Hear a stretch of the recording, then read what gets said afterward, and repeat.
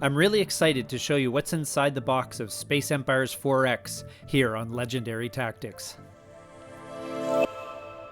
Now, this game is a 4X game, which if you're unfamiliar with that term means explore, expand, exploit, and exterminate. And essentially that's the format of a lot of video games out there, such as Stellaris and that sort of thing. And this game does borrow a lot from various sci-fi series and games and so forth.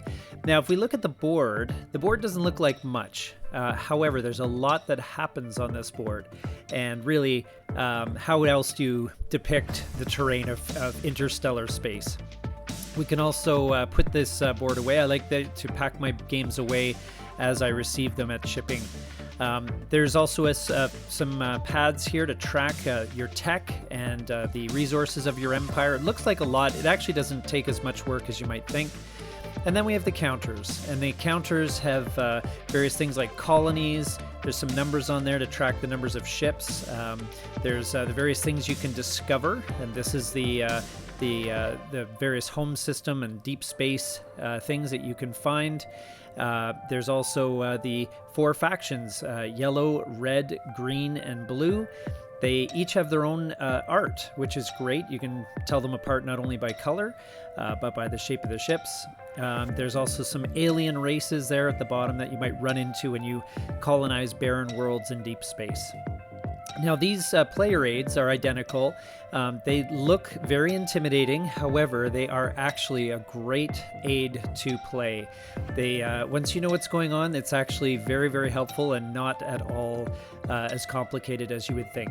Now, the scenario book is also very good. There's a couple of solitaire scenarios, as well as scenarios for 2, 3, and 4 player games in various parts of the board. So very, very good. Lots of replayability there.